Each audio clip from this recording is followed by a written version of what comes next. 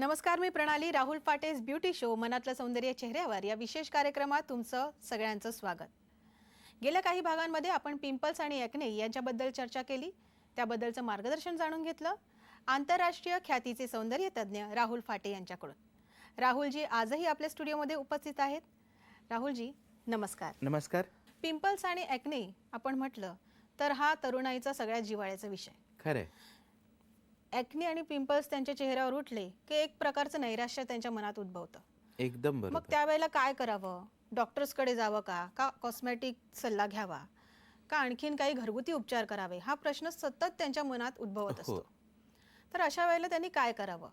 प्रणाली मॅडम, हा प्रश्न तुम्ही जो विचारलाय ना, हा खूपच महत्त्वाचा आहे. कारण काय होतं, एक्ने पिंपल्स आले की प्रत्येकालाच प्रश्न पडतो की आपण नेमकं काय करावं. कारण गंमत अशी आहे की जर आपल्याला एक्ने पिंपल्स आलेले आहेत आणि त्यासाठी घरचे काहीतरी सांगतात, त्याने रिझल्ट्स येत नाही आहेत, एक्ने पिंपल्स आहेत, त्याचे डाग आहेत, सगळ्यात मोठी भीती ही असते की त्याचे डाग परमनंट राहायला नको, त्याचे खड्डे पडून चेहरा पूर्णतः खराब होऊन जायला नको. खूपदा तर असं होतं की परमनंट डॅमेज स्किनवरती होऊन जातो एक्ने पिंपल्सच्या व्रणांमुळे. चेहऱ्याचा आकार प्रकार सगळंच पालटतं. खूप असं खबदड टाकवलेल्या पाट्यासारखा जो चेहरा होतो तो अतिशय वाईट दिसत असतो आणि मग त्यातनं खऱ्या अर्थानंच फ्रस्ट्रेशन येत जातं. मग या फ्रस्ट्रेशनच्या पाठोपाठ मग प्रत्येकाला प्रश्न असा पडतो की याचं नेमकं काय करू? ॲलोपॅथिक घेऊ, होमिओपॅथिक घेऊ, आयुर्वेदिक उपचार काहीतरी करू की काहीतरी कॉस्मेटिक ट्रीटमेंट करू? असा जेव्हा संभ्रम मनात असतो त्यावेळेला खरी गंमत होते. गंमत अशी की काहीच कळत नाही काय करावं. मग कोणीतरी खूप दिवस काहीतरी आयुर्वेदिक उपचार करतं, मग त्याने जात नाही. मग होमिओपॅथी घेतली जातं, त्याने जात नाही. ॲलोपॅथिक उपचार घेतं, त्याने टेम्पररी पिंपल्स बरे होतात, पण काही दिवसांनी ते अँटीबायोटिक संपले की पुन्हा येतात. त्या पिंपल्सच्या विशियस सायकलमधनं त्या बिचाऱ्या व्यक्तीला बाहेरच पडता येत नाही. आणि मग अशा वेळेला खरा प्रश्न असतो की आता काय करायला पाहिजे. मला असं वाटतं की काही ट्रीटमेंट्सचा जेव्हा आपण विचार करतो, काही समस्यांचा विचार करतो, बेसिकली त्या कुठल्या स्वरूपाच्या आहेत हे समजून त्यानुसार त्याच्यावर कार्य करायला पाहिजे. ॲक्ने पिंपल्सचा जर विचार केला तर मला असं वाटतं की याला कॉस्मेटिक पद्धतीनं जास्त जर व्यवस्थित पाहिलं गेलं तर आपल्याला निश्चित लोकांना फार सुंदर रिझल्ट्स देता येतील. एक्सफोलिएशन व्यवस्थित झालं नाही म्हणून ही समस्या उद्भवली. इतकं साधं जर त्याच्याकडे पाहिलं तर सगळ्यात महत्त्वाची कुठली गरज असेल ॲक्ने पिंपलला तर ती एक्सफोलिएशनची आहे. अच्छा. ऑइल मेंटेन करायचं, मृतपेशी काढून टाकायच्या आणि त्वचेतलं मॉइश्चरचं प्रमाण भरपूर वाढवायचं. हे जर केलं तर नैसर्गिकरित्याच तुम्हाला तुमचे ॲक्ने कंट्रोल करता येणार आहेत. नेमकं यांनी काय करायला पाहिजे? तर मला असं वाटतं की या सगळ्या वेगवेगळ्या उपचारांच्या भाऊगर्दीमध्ये जर त्यांना सेफेस्ट पद्धतीने जायचं असेल आणि त्वचेचं सौंदर्य पुन्हा अबाधित ठेवायचं असेल तर मला असं वाटतं की प्लेन कॉस्मेटिक ट्रीटमेंट ॲक्ने पिंपल्ससाठी अतिशय प्रभावी ठरतील. आपल्या सेंटर्समधनं आपण त्याच देतो आहोत. अच्छा, नक्कीच. या सेंटर्समधून बऱ्याच लोकांनी हा फायदा घ्यावा ही आमची पण तुम्हाला विनंती आहे.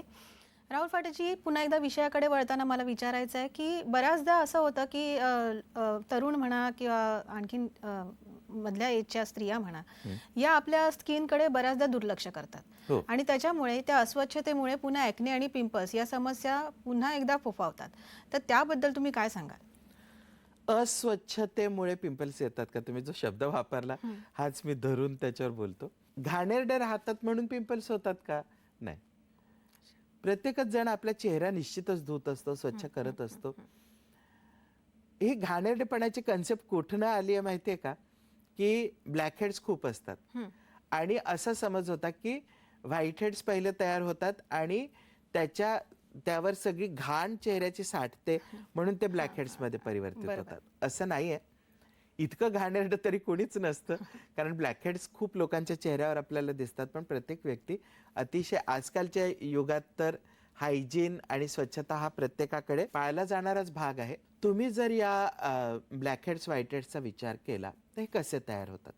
मृतपेशी आणि सीबम एकत्र होतं आणि हे एकत्र झालेलं सगळं त्या ओपन पोर्स जे असतात, आपल्या नलिका ज्या आहेत सीबम कॅरी करणाऱ्या, याच्यामध्ये साठत जातं. तर हे याच्यामध्ये काय साठतं पहा, सीबम आणि ब्लॅकहेड्स, सीबम आणि डेड टिश्यू, असं पांढऱ्या रंगाचं क्रीमी मिश्रण यात साठतं. आणि हे जेव्हा आपण दाबतो हळूच, तेव्हा अशी पांढरी रिबीनच त्याच्यातनं बाहेर पडते. बरोबर. हे सगळे व्हाईट हेड्स आहेत. अच्छा. आता काय होतं, आपल्या सीबममध्ये असतं सल्फर, आणि या सीबमचा जो भाग बाहेरच्या वातावरणाला एक्सपोज होतो, तेवढाच फक्त भाग ऑक्सिडाइज होऊन काळा पडतो. अच्छा. त्या सीबमच्या ऑक्सिडेशनमुळे, सल्फर असल्यामुळे ऑक्सिडेशनमुळे तेवढा भाग काळा पडतो आणि एक ब्लॅक डॉट तिथे दिसतो, म्हणून त्याला ब्लॅकहेड असं म्हटलं जातं. मुळात हा ब्लॅकहेड कुठल्याच अंगानं खराब नाही, तो अतिशय स्वच्छ आहे. फक्त त्याचं ऑक्सिडेशन झाल्यामुळे तो काळा पडलेला आहे. म्हणून नेहमी लक्षात ठेवायला पाहिजे की पिंपल्स, एखादी व्यक्ती जर अगदी चेहरा धुतलाच नाही, घाणेरडीच राहिली, तर त्या व्यक्तीला तर खूपच पिंपल्स येतील, प्रश्नच नाही. परंतु ब्लॅकहेड्स व्हाईटहेड्सचा जर आपण विचार केला, तर फक्त घाण असल्यामुळे ब्लॅकहेड्स तयार होत नाहीत, ऑक्सिडेशनमुळे ब्लॅकहेड्स तयार होतात. व्हाईटहेड्स, ब्लॅकहेड्स जितके जास्त असतील तेवढे पिंपल्स वाढत जातात. ज्या लोकांना पिंपल्स असतील त्यांनी चेहरा धुण्यासाठी तर आपण पाहिलं तसं एनलाइट पॅकचाच वापर करायला पाहिजे. अच्छा. चेहरा पाण्याने ओला करायचा, एनलाइट पॅक अर्धा चमचा घ्यायचा, चेहऱ्यावर हळूवार घासून लावायचा आणि चेहरा धुवून टाकायचा. दिवसातनं 3दा तरी एनलाइट पॅकचा वापर केला पाहिजे. आणि दुसरी महत्त्वाची गोष्ट अशी की चेहरा स्वच्छ एनलाइट पॅकने धुण्याबरोबरच ब्लॅकहेड्स, व्हाईटहेड्स जर चेहऱ्यावर खूप साठत असतील तर दर आठवड्याला किमान एकदा प्रॉपर एक्सफोलिएशन करून आणि ब्लॅकहेड रिमूव्हरचा वापर करून ब्लॅकहेड्स, व्हाईटहेड्स मात्र चेहऱ्यातनं काढून टाकायला पाहिजेत. ब्लॅकहेड्स, व्हाईटहेड्स जर नियमित काढत गेलो तर ॲक्ने पिंपल्सचं प्रमाणही कमी व्हायला मदत होते. बरं, हे ॲक्ने आणि ब्लॅकहेड्स किंवा व्हाईटहेड्स जे काही आपल्या शरीरात उद्भवतात आपल्या चेहऱ्यावर आणि त्याच्यामुळे तुमच्या चेहऱ्याचं सौंदर्य बिघडतं, तर हे जे ब्लॅकहेड्स आणि व्हाईटहेड्स आहेत यांना काढण्यासाठी काही उपाययोजना, घरगुती उपाययोजना का कॉस्मेटिक्स उपचारानेच हे जातील? नाही, दोन्ही गोष्टी आहेत. एकतर काय आहे की ब्लॅकहेड्स, व्हाईटहेड्स जर काढायचे झाले तर सगळ्यात साधी पद्धत म्हणजे आपल्याकडे एक्सफोलिएटर्स आहेत जे मृतपेशी काढतात. म्हणजे रूपदा ऑइल कंट्रोल पील आहे. तर रूपदा हे प्रॉडक्ट खूप जास्त वापरलं जातं आणि खूप प्रचलित झालं ते त्याच्या खूप सुंदर गुणांमुळे आणि रिझल्ट्समुळे. काय होतं, रूपदा च्या पॅकमध्ये अर्धा चमचा रूपदा आणि अर्धा चमचा डिटॉक्स पॅक हे एकत्र करायचे, पाण्यात चेहऱ्यावर लावायचे, हळूवार घासायचं 2 मिनटं.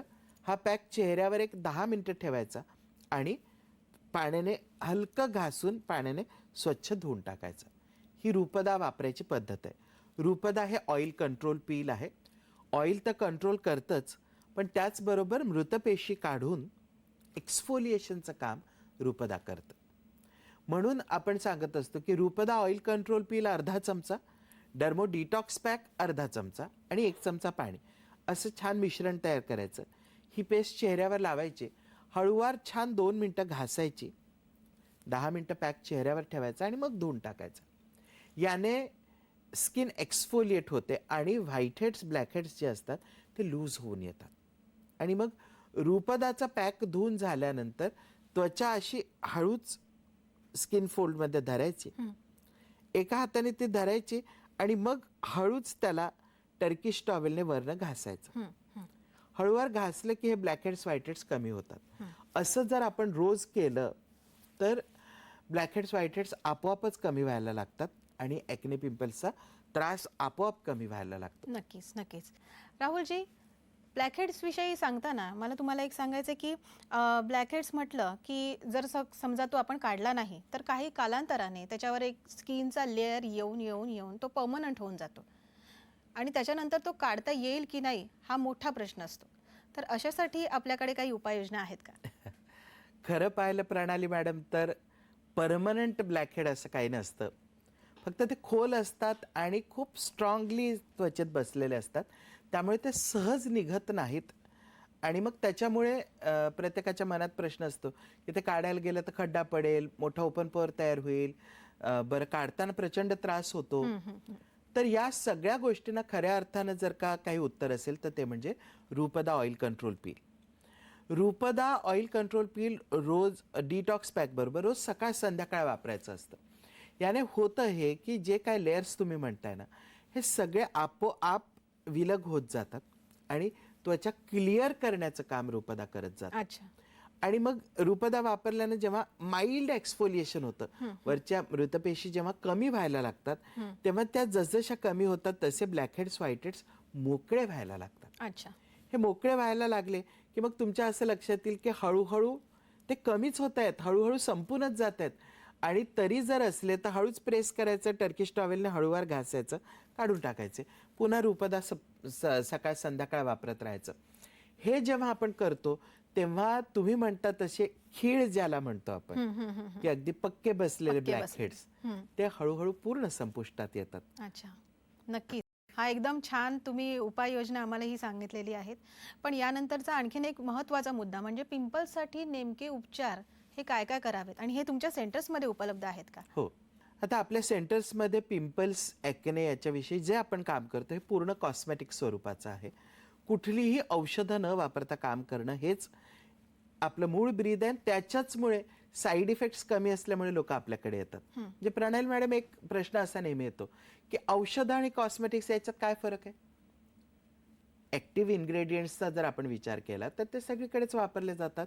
मग एक औषध आहे आणि एक कॉस्मेटिक आहे बरोबर. असं का म्हणतो आपण?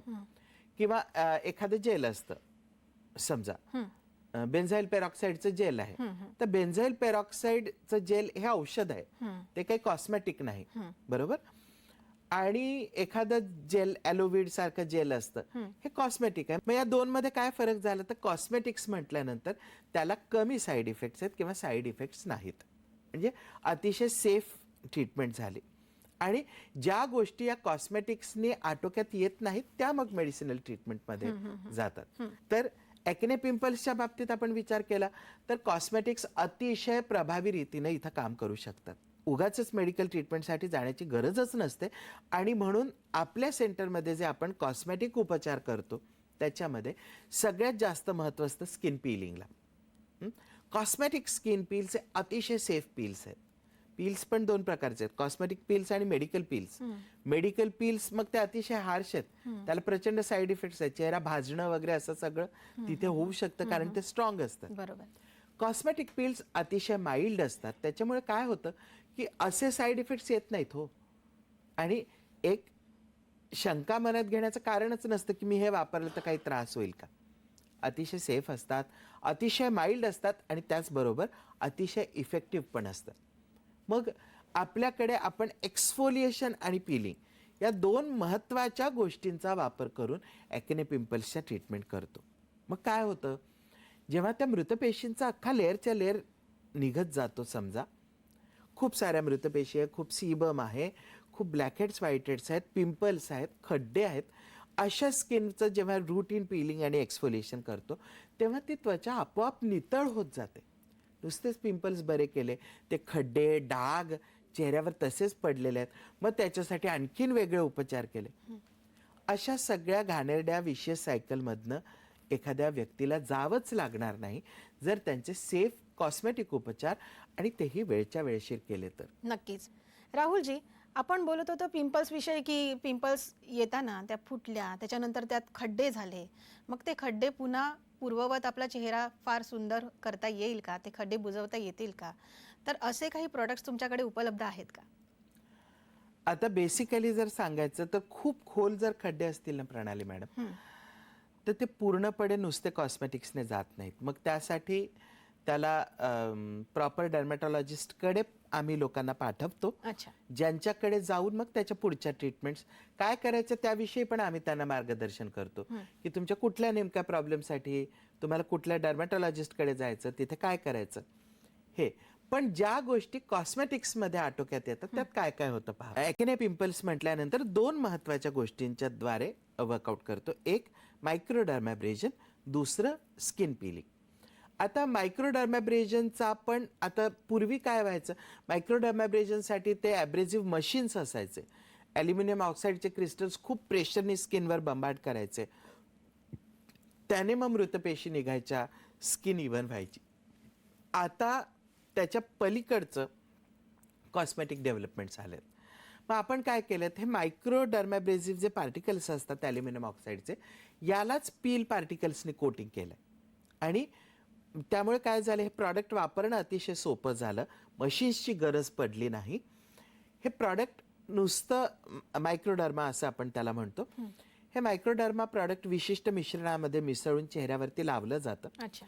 आणि चेहऱ्यावर लावल्यानंतर नुसता एक विशिष्ट ब्रश येतो प्लेटिंगचा, त्याने हलकं हलकं प्लेटिंग केलं की प्लेट करत असताना या मायक्रो पार्टिकल्सवर जे पीलचे पार्टिकल्स असतात ते रिलीज होतात. म्हणजे काय होतं, अगदी हळूवार घर्षण होतं. आणि हळूवार घर्षण करत असताना त्वचेवरच्या मृतपेशी अलगद विलग होत जातात. अच्छा. हे पूर्वी जे घासून काढावं लागायचं, हो, हो. घासलं की मेलॅनोसाइट्स ऍक्टिव्ह झाले, बरोबर. चेहरा काळा पडला. घर्षण न करता ॲब्रेजन, याला मायक्रो ॲब्रेजन म्हणतात. मग हे मायक्रो ॲब्रेजन कसं द्यायचं, तर मायक्रोडर्मा नावाचे हे प्रॉडक्ट आहे आपलं. त्याच्यामध्ये काही विशिष्ट मिश्रणं आहेत, ती मिसळायची. ही मिसळून चेहऱ्यावर लावून एक विशिष्ट प्रकारचा ब्रश आहे ॲब्रेजनचा, तो जेव्हा प्लेटिंगच्या स्वरूपात वापरला जातो तेव्हा पील पार्टिकल्स अगदी अलगद रिलीज होतात आणि तुम्हाला काहीही कळत नाही. नकळत तुमच्या चेहऱ्यावरच्या मृतपेशी आपसूक विलग होऊन निघून येतात. आता बघा किती सोपं झालंय की ज्या वेळेला या मृतपेशी आपण नुसत्या या पीलिंग आणि मायक्रो ॲब्रेजननी काढून टाकल्या, त्यावेळेला ब्लॅकहेड्स व्हाईटहेड्स पण लूज झाले. ब्लॅकहेड्स व्हाईटहेड्स काढले की त्वचेची सगळी रंध्रं जी आहेत, जी बंद पडली होती, ज्यामुळे ऑक्सिजन आतपर्यंत पोचतच नव्हता, ती पुन्हा मोकळी झाली. ती मोकळी झाल्यामुळे नैसर्गिकरित्याच तुमची स्किन आता ब्रीथ करायला लागली. ब्रीथ करायला लागली म्हणजे ऑक्सिजन आतपर्यंत पोचायला लागला. आणि आता हे प्रोपिओनी बॅक्टेरियम ॲक्नेज बरोबर मरायला लागणार, कारण ऑक्सिजनच त्यांच्यासाठी टॉक्झिक आहे. पूर्वी काय व्हायचं, तुम्हाला औषधं द्यावी लागायची त्यांना मारायला. आता औषधं द्यायची गरजच नाही. नुसतं पिलिंगनी जसजसे हे एक्सपोज व्हायला लागले वातावरणाला, तसतसे ते आपोआपच मरायला लागले. अच्छा. आणि म्हणून मायक्रोडर्मॅब्रेजन जे विदाऊट मशीन केलं जातं आणि त्यानंतरचं माइल्ड पिलिंग जे ॲब्रेजन नंतर केलं जातं, या दोन गोष्टींचा संयोग केल्यामुळे ॲक्ने पिंपल्सची समस्या 90% तर इथेच कमी व्हायला लागते. अच्छा. आणि ते झाल्यानंतर मग आपण काय करतो, सगळं ॲब्रेजन केलं, पिलिंग केलं, मृतपेशी कमी झाल्या, आता या स्किनला पूर्ण हायड्रेट करून टाकतो. आपल्याकडे वेगवेगळ्या प्रकारचे प्रॉडक्ट्स आहेत, जसं ॲलोवेड आहे किंवा हायड्रा स्मूथ हायड्रेटिंग जेल आहे. हे सगळे हायड्रेटिंगचं काम करतात. तिथलं तेलाचं प्रमाण वाढू देत नाही, मॉइश्चर बूस्ट करतात. त्या मॉइश्चर बूस्टिंगचा परिणाम असा होतो की स्किन हेल्दी होत जाते, ऑइल मॉइश्चर बॅलन्सिंग होतं, नवीन इन्फेक्शन होण्याचे प्रमाण कमी होत जातं आणि कुठलीही औषधं न घेता पिंपल्स आटोक्यात येतात. म्हणजे जर मला असं वाटतं की तुम्हाला प्रायमरी पिंपल्सचा प्रॉब्लेम असेल, तुम्हाला असं वाटत असेल की याचे डाग पडू नयेत, हे खूप वाढू नयेत आणि आपला चेहरा विद्रूप होऊ नये, तर मला असं वाटतं की आपल्या सेंटरमध्ये ज्या प्युअर कॉस्मॅटिक ट्रीटमेंट्स केल्या जातात त्याकडेच लोकांनी लक्ष द्यायला पाहिजे. आवर्जून अशा सेफेस्ट ट्रीटमेंट्स करण्याकडेच त्यांचा कल असायला पाहिजे.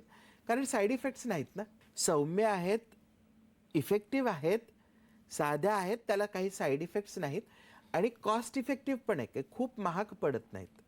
तर या सगळ्या गोष्टींचा समन्वय जेव्हा आपल्याला सेफेस्ट पद्धतीनं साधता येत असेल, तेव्हा मला असं वाटतं की हार्श गोष्टी वापरायची गरजच नाही. बरोबर. म्हणजे आपण पिलिंग केलं, मायक्रोडर्मॅब्रेजन केलं, मृतपेशी काढून टाकल्या, ब्लॅकहेड्स व्हाईटहेड्स काढून टाकले, त्या स्किनचं पूर्ण हायड्रेशन केलं, त्या हायड्रेशनमुळे तिथलं इन्फ्लमेशन कमी झालं, इरिटेशन कमी झालं, त्याचबरोबर ते पिंपल्सचं प्रमाण झपाट्यानं कमी व्हायला लागलं. आणखीन काय पाहिजे, आणि तेही कुठलंही औषध न वापरता. म्हणून मला असं म्हणायचं आहे की कॉस्मेटिक ट्रीटमेंट्स जिथे जास्तीत जास्त सायंटिफिक रिसर्च आज झालेला आहे, या गोष्टींचा वापर आपल्या लोकांनी जर करायला सुरुवात केला तर त्यातनं त्यांना अनन्यसाधारण रिझल्ट्स मिळणार आहेत. नक्कीच. सायंटिफिक कारणांसोबतच तुम्ही कॉस्मेटिक उपचारांबद्दल खूप छान मार्गदर्शन केलं. राहुलजी, याच्याबद्दल धन्यवाद. नमस्कार. पुढच्या एपिसोडमध्ये आपण पुन्हा नवीन विषयासह इथेच भेटू. तोपर्यंत कुठेही जाऊ नका. पाहत राहा आमचा स्पेशल शो राहुल फाटेज ब्युटी शो, मनातलं सौंदर्य चेहऱ्यावर.